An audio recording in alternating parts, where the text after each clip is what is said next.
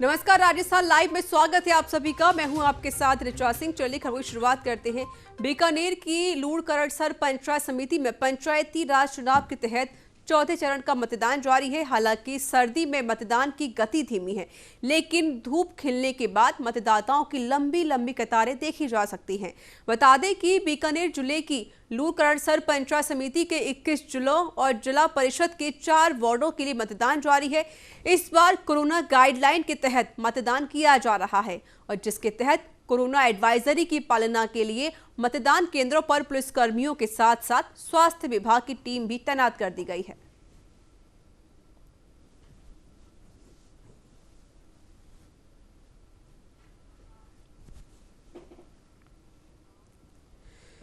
श्रीगंगानगर के अनूपगढ़ में पंचायती राज चुनावों को लेकर लापरवाही बढ़ती जा रही है, तो वहीं प्रत्याशियों को ना नियमों की परवाह है और ना ही कोरोना का डर है।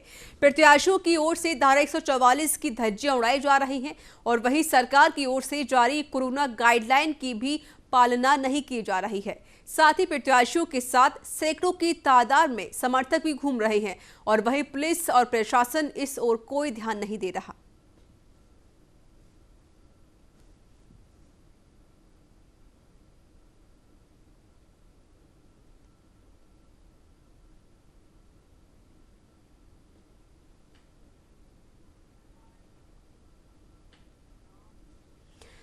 पंचायती राज संस्थाओं के चुनाव के तहत प्रदेश के 21 जिलों में जिला परिषद और पंचायत समिति सदस्यों के चौथे और अंतिम चरण के लिए मतदान जारी है, जबकि सभी चरणों की 8 दिसंबर को जिला मुख्यालयों पर मतगणना करवाई जाएगी।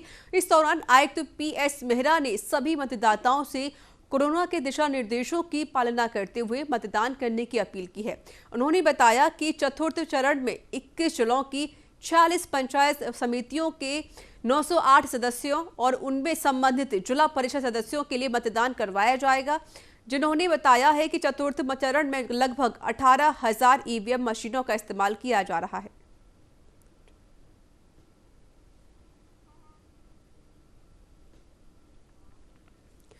श्रीगंगानगर के अनूपगढ़ के डाकघर में आधार कार्ड धूल फांक रहे हैं और वहीं महत्वपूर्ण दस्तावेज को भी डाक विभाग कोई तवज्जो नहीं दे रहा है। जबकि आधार कार्ड डाकघर पहुंचाना तो दूर मोबाइल नंबर अंकित होने के उपरांत संबंधित व्यक्ति को सूचना तक नहीं दी जाती है। इस बारे में डाकपाल से बात की गई तो उन्होंने बताया कि आधार कार्ड पर पहुंचाने और सूचना देने की हमारी कोई जिम्मेदारी नहीं है। इस बारे में डाक अधीक्षक से बात की गई तो उन्होंने बताया कि सभी आधार कार्ड घर पहुंचाए जाएंगे और मामले की जांच कर दोषियों के खिलाफ कार्रवाई की जाएगी।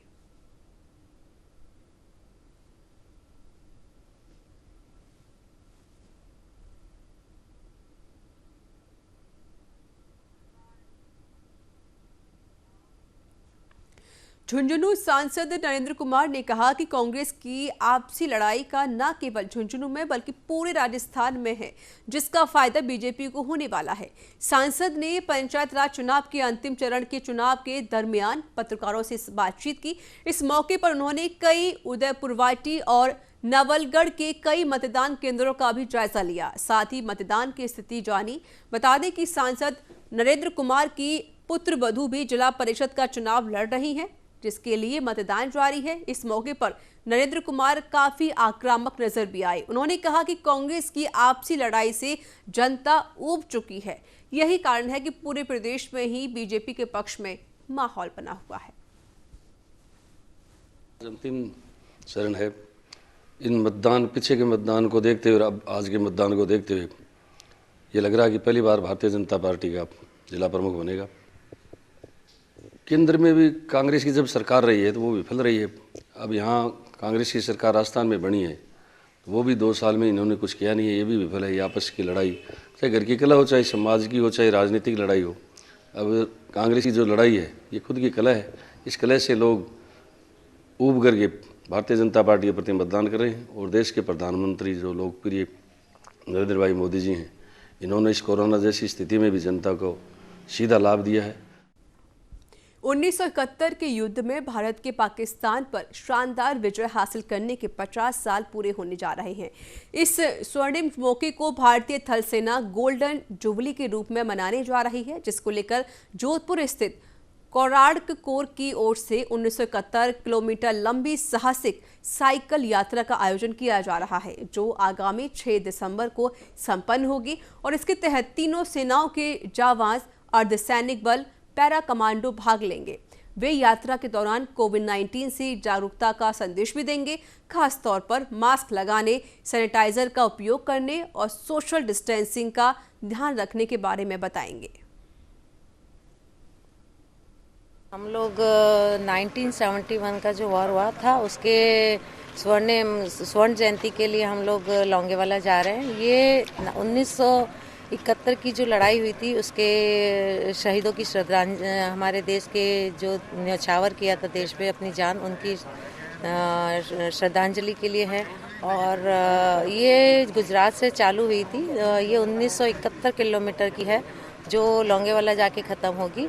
और जो देश के लिए इतना कुछ करते हैं तो हम उनके तहे दिल से आभारी हैं, उसके शुक्रगुजार हैं। हम उन्हीं की बदौलत आज हम जिंदा हैं और उनके लिए हम बहुत शत नमन करते हैं। कोविड के लिए आप रास्ते में जाते समय क्या करेंगे? कोविड के लिए हम एक सोशल डिस्टेंस बना के रखेंगे और लोगों को जागरूक करेंगे कि आप मास्क लगा के रखें और यही वैक्सीन है। और इससे बचने के लिए आपको अपनी fitness, cycling, gym, running, yoga, कुछ ना कुछ आपकी इम्यूनिटी बढ़ाने के लिए कुछ ना कुछ करते हैं।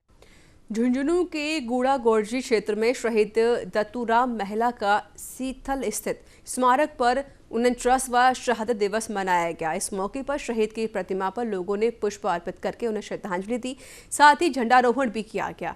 आपको बता दें कि शहीद दत्तूराम महज 26 साल की उम्र में ही 1971 की भारत पाक लड़ाई में शहीद हो गए थे। इस मौके पर शहीद के पुत्र दिलीप सिंह और कमल सिंह ने कहा कि विडंबना है कि शहादत के 49 साल पूरे होने के बाद भी आज तक उनके पिता दत्तूराम के नाम से सरकारी स्कूल तक नहीं बना है।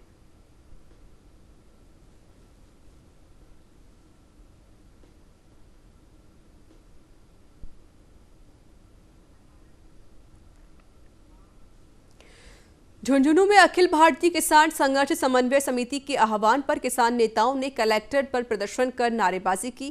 कामरेड रामचंद्र कुलहरी तथा कैप्टन मोहनलाल के नेतृत्व में किसानों ने कलेक्ट्रेट पर प्रदर्शन किया और केंद्र सरकार के खिलाफ नारेबाजी की। इस मौके पर किसान नेताओं ने कहा कि किसान दिल्ली आंदोलन के साथ खड़ा है, जरूरत पड़ी तो झुंझुनू के किसान भी दिल्ली कूच करेंगे। साथ ही कहा कि जब तक केंद्र सरकार कृषि हित के नाम पर बनाए गए किसानों के काले कानून को वापस नहीं लेती है, आंदोलन जारी रहेगा। तो वहीं 8 दिसंबर को भारत बंद के समर्थन में झुंझुनू भी बंद किया जाएगा। अखिल भारतीय किसान संघर्ष समन्वय समिति के जो 500 किसान संगठनों की तरफ से दिल्ली में जो किसानों का घेरा डालो डेरा डालो संघर्ष चल रहा है और उस संघर्ष के समर्थन में जो कृषि जो संबंधी जो काले कानून जो बनाए गए किसानों के खिलाफ में, उनके विरोध में आज देश भर में प्रधानमंत्री मोदी, गृह मंत्री अमित शाह और जो सरसंघ चालक भागवत और अडानी, गौतम अडानी और अंबानी, इनका पुतला दहन का कार्यक्रम पूरे देश भर में है। अलवर के बहरोड में भारत पेट्रोल पंप को लोगों ने बंद करा दिया है। पेट्रोल पंप पर तेल डालने में गड़बड़ी का आरोप है। इससे पहले भी यह पेट्रोल पंप बंद हो चुका है। इस दौरान सैकड़ों की संख्या में लोगों की भीड़ इकट्ठा हो गई और वहीं लोगों ने पुलिस को सूचना दी, लेकिन पुलिस मौके पर नहीं पहुंची।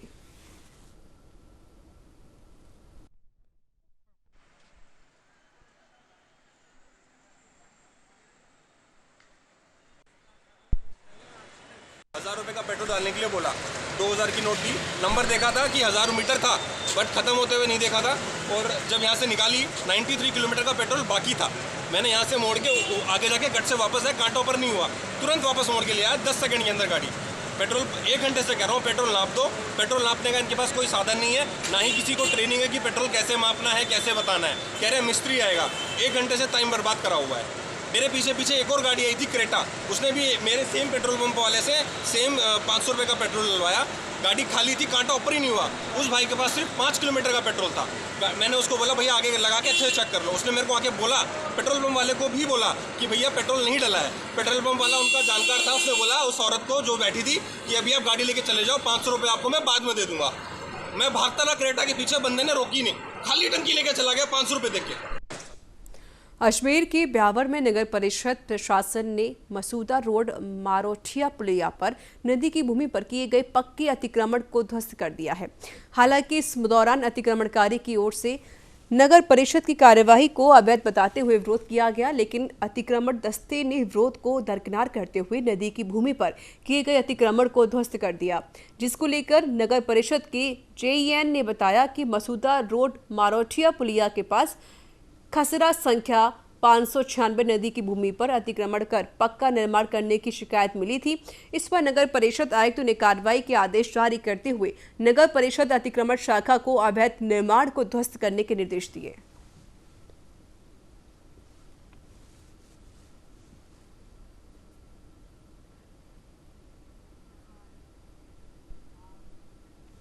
पिछले 9 महीनों से कोरोना वैक्सीन के इंतजार के बीच अब इसके स्टोरेज करने से लेकर उसे गांव तक पहुंचाने का ब्लूप्रिंट चिकित्सा विभाग और प्रशासन ने तैयार कर लिया है। और वही प्लान को लेकर झुंझुनू में कलेक्टर यूडी खान की अध्यक्षता में जिला टास्क फोर्स की बैठक हुई और बैठक में बताया गया कि सबसे पहले चिकित्सा कर्मियों को यह वैक्सीन लगेगी। बता दें कि पोलिंग बूथ की तर्ज पर ही वैक्सीन यूथ विकसित होंगे, जिसको लेकर जिले में कोरोना के 40 लाख टीके रखने के लिए तैयारियां की जा रही हैं और कर भी ली गई हैं। तो वहीं वैक्सीन सेंटर बनाने के लिए 186 स्थानों का चयन किया जा चुका है।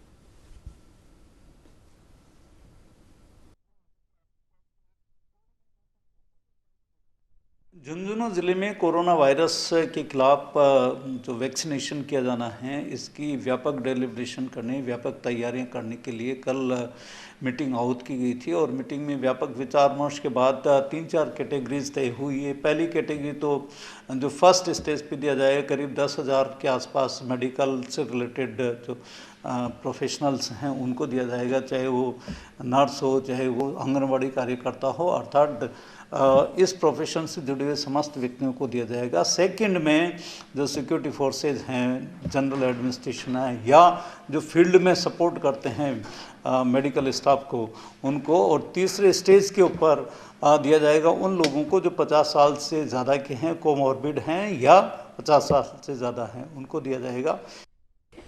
सिरोही के भीमाड़ा में एसीबी ने बड़ी कार्रवाई करते हुए पटवारी गिरधारी दान चारण को 3,000 की रिश्वत लेते हुए रंगे हाथों ट्रैप किया है।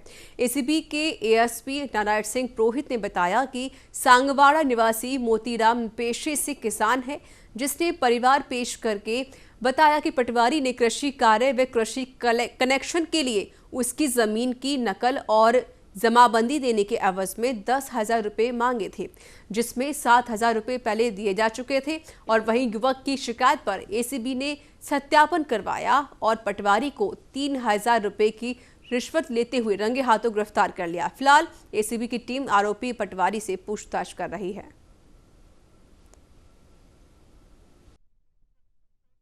कृषि कनेक्शन और अन्य कार्य जो कृषि कार्य के लिए दस्तावेज वगैरह की जरूरत थी, तो पटवारी जी से संपर्क किया। ये गिरधारी दान है जो भीमाना के पटवारी है, तो इन्होंने उसके दस्तावेजों के देने के 10,000 रुपये मांगे थे, तो 7,000 रुपये पहले ले लिए, 3,000 रुपये उसके बाकी थे। तो आज जो है वो 3,000 रुपये इनको रिश्वत के रूप में लेते हुए रंगे हाथों पकड़ा है। सर ये कार्रवाई कहाँ पे हुई पूरी? ये जो होटल ये अभी है प्रियंका स्वरूपगंज से हाईवे, इसके ऊपर ये जिसके किराए के मकान में ये किराए का जो कमरा है 113 नंबर का, उसमें ये काफ़ी टाइम से रह रहा है। अच्छा, ठीक है सर। और इसकी तलाशी में और क्या मिला यहाँ पे सर? ये भी जो है तलाशी ली थी, जिसमें बीकानेर के नोखा में बस और बोलेरो की भिड़ंत में एक व्यक्ति की मौके पर ही मौत हो गई, जबकि 3 से 4 लोग घायल हो गए हैं। जानकारी के मुताबिक घटना जसरासर इलाके के मैनसर गांव के पास जैसलमेर रोड पर हुई है। सूचना के बाद पुलिस ने मौके पर पहुंचकर घायलों को अस्पताल पहुंचाया और वहीं पुलिस ने मृतक का शव मोर्चरी में रखवाया है।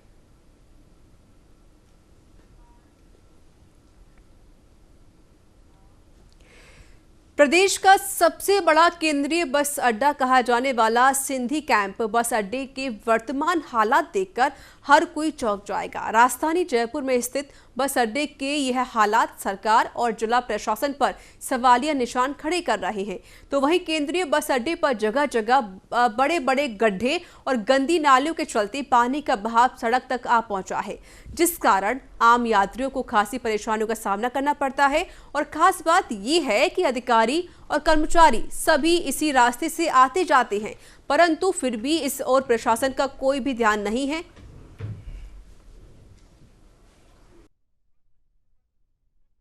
आज हम खड़े हैं केंद्रीय बस अड्डे सिंधी कैंप पर, जहां कि आज हम हालात जानेंगे कि किस तरह जब प्रदेश भर के अंदर रात्रि कर्फ्यू प्रदेश के 13 जिलों में लगा दिया गया है, तो क्या सिंधी कैंप बस अड्डे पर पहुंचने वाले यात्री जिनको खाने पीने की समस्या आती है या रहने की समस्या आती है, वो यात्री अपने किस तरह वो निर्वहन करते हैं उन सारी समस्याओं को, और उसी के लिए आज हम बात करेंगे। जो यहाँ सिंधी कैंप बस अड्डे पर कैंटीन चला रहे हैं या दुकानें चला रहे हैं, उनके व्यापार पर इसको लेकर क्या असर पड़ा है, उसी के लिए हम बात करेंगे। कुछ यहाँ हमारे साथ लोग हैं।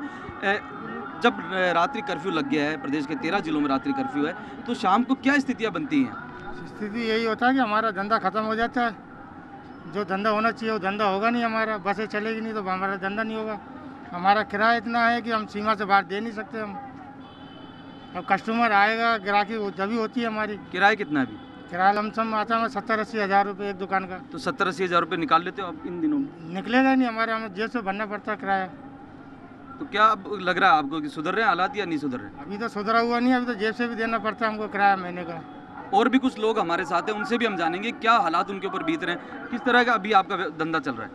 बिल्कुल ख़त्म हो रहा है, पहले का 10% भी नहीं है। तो किराया देने में कोई समस्या? देने में तो बहुत जेब से लग रहा है, किराया देने में तो बहुत प्रॉब्लम हो रही है, सैलरियाँ नहीं निकल रही।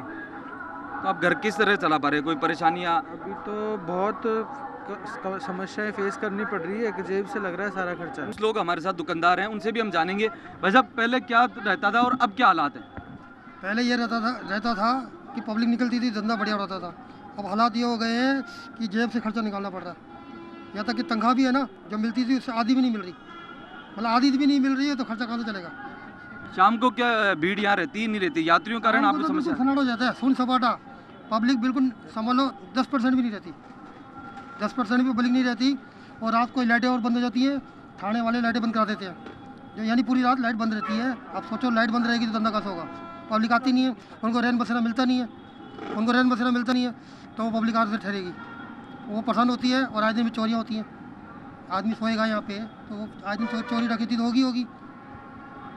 तो ये थे यहाँ के दुकानदार, जिनका साफ तौर पर कहना है कि कोरोना की जो ये कर्फ्यू लगा है प्रदेश के 13 जिलों के अंदर, रात्रि कर्फ्यू जो है, उसके चलते खासकर सिंधी कैंप बस अड्डे पर जो यात्री आते हैं उनको ही परेशानी होती है। और कहीं ना कहीं जो यहाँ चलिए खबरों में आगे बढ़ते हैं। भीलवाड़ा जिला परिषद एवं पंचायत समिति सदस्यों के चौथे चरण का मतदान 3 पंचायत समितियों के 49 वार्ड और जिला परिषद की 8 वार्डों में जारी है। मतदान में दोपहर 12 बजे तक 24.90% मतदान हुआ, जिसमें रायपुर में 27.92%, सुवाड़ा में 22.76% और सहाड़ा में 25.58% ही मतदान हुआ। आपको बता दें कि चौथे चरण में पंचायत समिति के सदस्य रायपुर के 15, सहाड़ा के 15 और सुवाड़ा के 19 सदस्यों और जिला परिषद के 8 वार्डों के लिए 427 मतदान केंद्र बनाए गए हैं, जहां पर 3,05,719 मतदाता मतदान कर रहे हैं।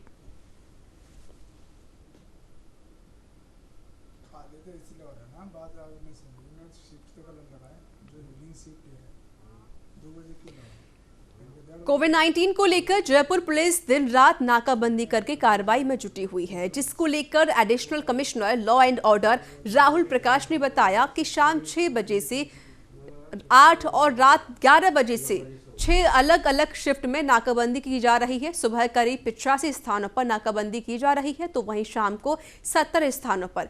इसी के साथ ही रात में करीब 90 स्थानों पर पुलिस नाकाबंदी कर रही है। उन्होंने कहा कि नाइट कर्फ्यू की पुलिस सख्ती से पालना करवा रही है और कोई भी व्यक्ति बिना वजह से घर से बाहर निकल रहा है तो उसके खिलाफ चालान की प्रक्रिया होगी। लगभग 85 स्थानों पर कोविड प्रोटोकॉल की पालना के लिए विशेष नाकेबंदी की जा रही है, जिसमें कि एसएचओ स्वयं भी रहते हैं, एसीपी उसका सुपरविजन करते हैं और ये पूरे कमिश्नरेट क्षेत्र में किया जाता है। उसके बाद शाम को 6 बजे से लेकर के 8 बजे तक सारे एसएचओज और एसीपीज ऑन रोड रहते हैं, जो कि सारे दुकानों को, प्रतिष्ठानों को बंद कराते हैं जो अनुमत श्रेणी में नहीं है, और फिर वो लोग 8 से 10 तक नाकेबंदी करते हैं। तो नाकेबंदी भी लगभग 70 स्थानों पे सायकालीन नाकेबंदी होती है, जिसमें कि नाइट कर्फ्यू की पालना कराई जाती है। सख्त निर्देश दिए गए हैं सीपी साहब की तरफ से कि अगर कोई कोविड प्रोटोकॉल का उल्लंघन करता है तो उसके खिलाफ चालान की कार्रवाई हो, और आवश्यकता पड़े, बिल्कुल ही लगे कि अनावश्यक तौर पर कोई घूम रहा है, मस्ती के हिसाब से घूम रहा है, तो उसकी गाड़ियों को भी जब्त किया जाए। इसके साथ ही सायकालीन नाकाबंदी ट्रैफिक की तरफ से किया जा रहा है, जो कि केंद्रीय जल शक्ति मंत्री गजेंद्र सिंह शेखावत शनिवार को जयपुर दौरे पर रहे। इस दौरान प्रदेश भाजपा मुख्यालय में पत्रकारों से बातचीत करते हुए उन्होंने हैदराबाद नगर निगम चुनाव परिणाम को लेकर कहा कि पिछले 7 साल में एक बात सिद्ध हो गई है कि बीजेपी ने 2014 से लोकतंत्र में एक नई परिभाषा दी है। देश में केवल अब विकास के नाम पर राजनीति चलेगी। पहले तुष्टीकरण के नाम पर समाज में विघटन करके राजनीति की जाती थी, लेकिन अब राजनीति का परिदृश्य बदल गया है। हैदराबाद और बिहार विधानसभा चुनाव इसका परिचायक है। देश में अब पीएम मोदी के विकास का एजेंडा राजनीति की धुरी बन चुका है। बीजेपी हैदराबाद में 4 से 48 सीट पर पहुंचने में सफल हुई है। भारतीय जनता पार्टी ने माननीय नरेंद्र मोदी जी के नेतृत्व में देश में 2014 से लोकतंत्र में एक नई परिभाषा, एक नई व्यवस्था दी है, और उसके तहत ये एक बात अब पिछले 7 साल में सिद्ध हो गई है कि देश में केवल और केवल विकास के नाम पर राजनीति चलेगी। देश में पहले तुष्टीकरण के नाम पर समाज को आपस में किसी न किसी नाम पर, किसी न किसी आधार पर, किसी न किसी विषय को लेकर के विघटन पैदा करके राजनीति की जाती थी, लेकिन अब राजनीति का ये परिदृश्य बदल गया है। बिहार का परिणाम और हैदराबाद का परिणाम, ये दोनों ही इस बात के परिचायक हैं कि अब मोदी जी का विकास का एजेंडा देश की। दौसा के लालसोट में नगरपालिका पार्षद का चुनाव जोर पकड़ चुका है, जहां चुनाव प्रत्याशियों और उनके समर्थकों ने जीत के लिए एड़ी से चोटी का जोड़ लगा दिया है। वहीं प्रदेश के कैबिनेट मंत्री परसादी लाल मीणा ने लालसोट पहुंचे, जहां उन्होंने वार्ड 8 से कांग्रेस प्रत्याशी पिंकी शर्मा के समर्थन में वोट की अपील की। साथ ही चुनाव कार्यालय का उद्घाटन भी किया। इस दौरान उद्योग मंत्री ने कहा कि लालसोट नगरपालिका में कांग्रेस का बोर्ड बनेगा। साथ ही उन्होंने बीजेपी पर भी जमकर निशाना साधा। पार्टी में कोई निर्दलीयों का ज्यादा वो नहीं है और टिकट से सब लोग संतुष्ट है, ज्यादा बागी नहीं है। और विकास की बात को लेकर हम लालसोट की जनता को भरोसा देंगे कि हमारा बोर्ड बनेगा तो लालसोट में विकास को कड़ी से कड़ी सरकार की जुड़ेगी तो निश्चित रूप से विकास होगा। दूसरी जो पार्टी लड़ रही है बीजेपी, वो मूल रूप से बीजेपी नहीं। राजधानी जयपुर शहर में बदमाशों की धरपकड़ को लेकर जयपुर कमिश्नरेट की ओर से अभियान चलाया हुआ है। इसी अभियान के तहत लंबे समय से फरार चल रहे स्टैंडिंग वारंटियों पर पुलिस अपना शिकंजा कस रही है। इसी के तहत ईस्ट जिला पुलिस ने अब तक 75 से ज्यादा फरार चल रहे स्टैंडिंग वारंटियों को गिरफ्तार किया है। यह बदमाश चोरी, नकबवजरी, मारपीट, हत्या, डकैती जैसी लूट मामले पर आर्म्स एक्ट, एनडीपीसी एक्ट के मामले में फरार चल रहे थे। ज्यादातर बदमाश करीब 5 से 7 साल से फरार चल रहे थे, जो कि अपना नाम और हुलिया बदलकर, अलग अलग ठिकाने बदलकर अपनी फरारी काट रहे हैं। तक हमने जिला ईस्ट में कार्रवाई की है भगोड़ों के लिए, और 173(8) में जो मुलजिम पेंडिंग चल रहे हैं, चाहे वो स्टैंडिंग वारंटीज हों, अलग अलग सीआरपीसी की धाराओं में जो भी वांछित अपराधी हैं टॉप 10 हो, उनमें हमने एक व्यापक अभियान चलाया हुआ है, जिसमें अब तक हमने 75 से ज़्यादा स्टैंडिंग वारंटी पकड़ ली हैं। जो अभियान की अवधि हुई है अभी वो 10 दिन से। तो इसी के साथ राजस्थान लाइव में इतना ही। देश दुनिया की तमाम खबरों के लिए देखते रहिए न्यूज़ इंडिया। नमस्कार।